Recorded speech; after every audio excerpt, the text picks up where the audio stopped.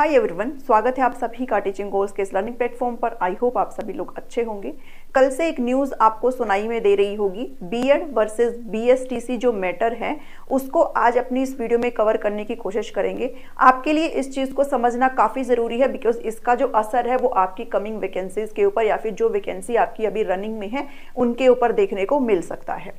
अब इस वीडियो के अंदर आपको सबसे पहले ये समझना है, अगर किसी को नहीं पता हो मैटर क्या है, आखिर ये कहाँ से ओरिजिनेट हुआ और कहाँ का ये मैटर है, कैसे इसका सभी चीज़ों पर असर पड़ेगा, इस मामले को इस वीडियो के अंदर कवर करने की कोशिश करेंगे।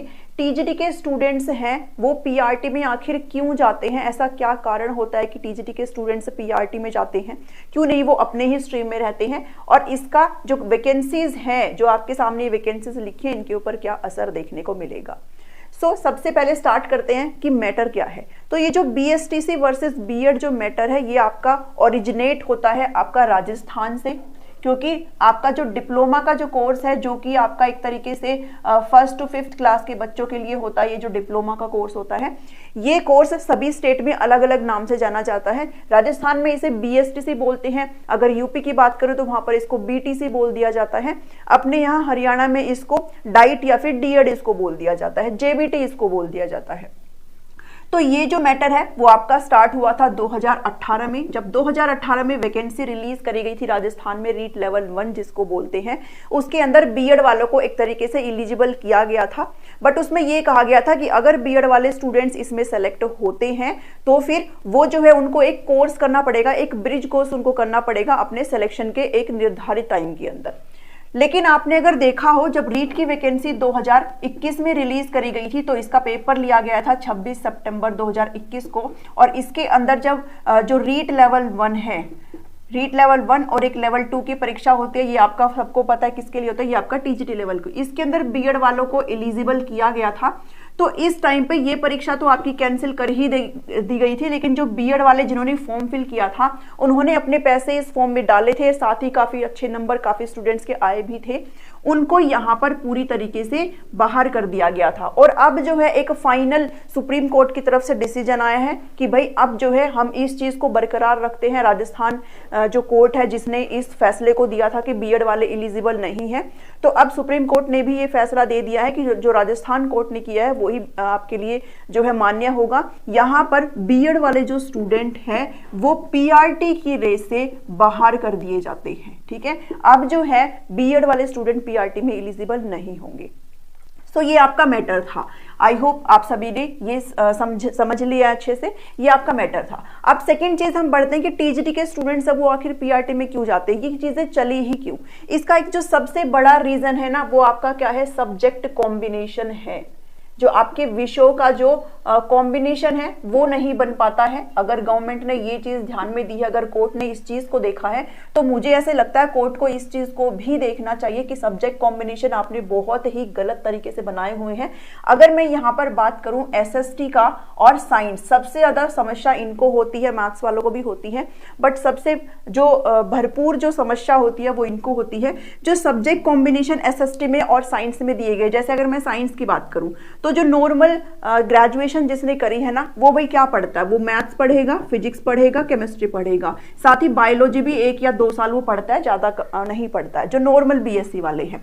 बट जो सब्जेक्ट कॉम्बिनेशन जैसे केवीएस में डाला गया है, जैसे आपका एनवीएस में है, यहाँ पर टीजीटी के जो स्टूडेंट है वो अपने पोस्ट में अप्लाई नहीं कर पाते हैं, क्योंकि इनका साइंस का अगर मैं बात करूँ तो सब्जेक्ट कॉम्बिनेशन क्या होता है, आपने केमिस्ट्री और आपने जूलॉजी पढ़ा हो और आपने बॉटनी पढ़ा हो, वो भी 3 साल। तो एक नॉर्मल बीएससी वाला बच्चा ये 3 साल नहीं पढ़ता है। तो यहाँ पर सिर्फ वही बच्चे अप्लाई कर पाते हैं जिनका बायो बैकग्राउंड होता है। अगर आपने ये चीज देखी है कि अगर बीएड वाले स्टूडेंट को बाहर किया है, तो आई थिंक आपको ये चीज भी देखनी चाहिए कि ये जो सब्जेक्ट कॉम्बिनेशन है ये आपने किस लेवल का बनाया है। और ये सिर्फ केवीएस की ही हालत नहीं है, ये एनवीएस की भी हालत है। बहुत सारे एसएसटी के बच्चे अप्लाई नहीं कर पाते हैं बिकॉज इसमें भी आपका हिस्ट्री का और आई थिंक ज्योग्राफी का एक सब्जेक्ट है जो कि आपसे मेन मांगा जाता है। इसके अलावा आपको ऑप्शंस चूज करने को दिए जाते हैं जिसमें काफी कैंडिडेट्स के नहीं बन पाते हैं।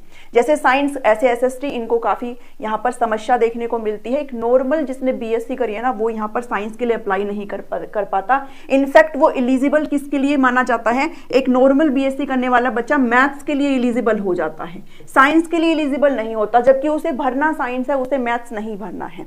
बट यहाँ पर फिर उसे या तो मैथ्स में जाना पड़ता है या फिर उसके लिए एक पीआरटी का रास्ता था, वो पीआरटी में जाता था। जैसे अगर अभी केवीएस में जो वैकेंसी निकली थी, इसके अंदर भी अगर आपने अच्छे से फॉर्म फिल करते हुए अगर आपने सारी डिटेल्स को अच्छे से पढ़ा था तो उसके अंदर उन्होंने लाइन लिखी थी। और आपका जो पीआरटी का रिजल्ट है वो इसीलिए ही डिले हो रहा है कि पीआरटी का फॉर्म भरते वक्त भाई टीजीटी के स्टूडेंट्स वहां पर टीजीटी में तो अप्लाई कर नहीं पा रहे थे, तो उन्होंने पीआरटी में अप्लाई किया है। बहुत सारे स्टूडेंट वेट भी कर रहे हैं कब इसका रिजल्ट आएगा, बट अब मुश्किल ही है कि आपका रिजल्ट जारी किया जाएगा, आपको यहाँ पर बाहर कर दिया जाएगा।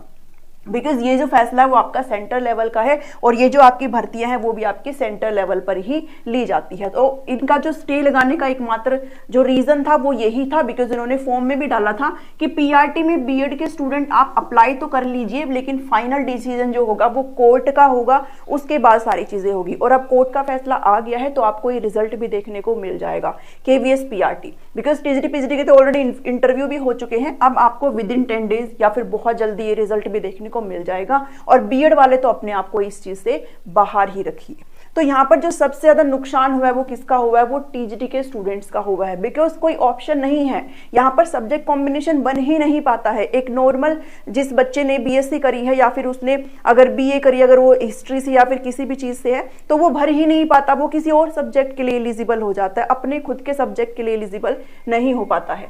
तो ये एक मेन इशू है इस चीज का, और आई थिंक इस चीज को भी रेज करने की जरूरत है। या तो आप इसमें, अगर आपने इस मैटर को यहाँ पर ये कहते हुए डिस्क्लोज बंद कर दिया है कि आप जो है अप्लाई नहीं कर पाएंगे, तो फिर आपको इस मैटर को भी देखना चाहिए है कि ये जो सब्जेक्ट कॉम्बिनेशन है इसको आप इसके अंदर बदलाव लाएं, ताकि जो टीजीटी के स्टूडेंट्स हैं वो अपने ही स्ट्रीम में अप्लाई कर ले। उसके बाद अब इन भर्तियों पर क्या असर होगा, भाई पीआरटी का तो अब आपको रिजल्ट देखने को मिल जाएगा। मैंने आपको ऊपर बता दिया इनका रिजल्ट क्यों पेंडिंग था, बिकॉज यहाँ पर वेट था कि कब फैसला आएगा। DSSB के अंदर बीएड वालों को एलिजिबल रखा जाता था, बट अब अगर कोई वैकेंसी आती है जो कि आएगी पीआरटी की, तो यहाँ पर बीएड वालों को हो सकता है भाई बाहर कर दे। ठीक है, अभी तक तो बीएड वालों को एलिजिबल रखा जाता था। जब केवीएस की पीआरटी की वैकेंसी 2019 में जब केवीएस की वैकेंसी आई थी ना, तो उस टाइम भी बीएड वाले स्टूडेंट और वहां पर सेलेक्टेड जो पोस्टेड है ऑलरेडी वो बीएड वाले गए थे। बट एक होता है कि आपको निर्धारित टाइम पर एक ब्रिज कोर्स करना होता है। इवन पोस्ट ग्रेजुएट किए हुए बच्चे भी, पीजी के बच्चे भी केवीएस पीआरटी में सेलेक्ट हुए थे, बट इस टाइम ऐसा कुछ आपको देखने को नहीं मिलेगा। चंडीगढ़ पीआरटी है जिसके फॉर्म फिलिंग आपके होने हैं, ठीक है, और चंडीगढ़ पीआरटी के अंदर राइट नाउ तो ऐसा कुछ भी नहीं है, बट ये भी आपका एक केंद्र शासित प्रदेश है, हो सकता है इस चीज को मान ले। अगर मानता है तो फिर आपको कोई नोटिस रिलीज करा जाएगा। अभी तक ऐसा कुछ भी नहीं है, बिकॉज ये आपका फैसला कल ही आया है। तो ये पूरा मैटर है, और जो ऑल ओवर जो नुकसान हुआ है वो किसका हुआ है, टीजीटी के ही स्टूडेंट्स का हुआ है, जिनका भी ये जो मेनली सब्जेक्ट्स है जैसे साइंस है, एसएसटी है, यहाँ पर सब्जेक्ट कॉम्बिनेशन ना होने की वजह से पीआरटी में जाना पड़ रहा था। बट अभी यहाँ पर जो बहुत सारे स्टूडेंट है जो एक तरीके से आस लगाए बैठे थे, उनकी आस यहाँ पर बिल्कुल पूरी तरीके से बिखर चुकी है। तो ये पूरा मैटर था। आई होप आपको समझ में आया है। मिलती हूँ नेक्स्ट वीडियो में। Thank you, thanks for watching me.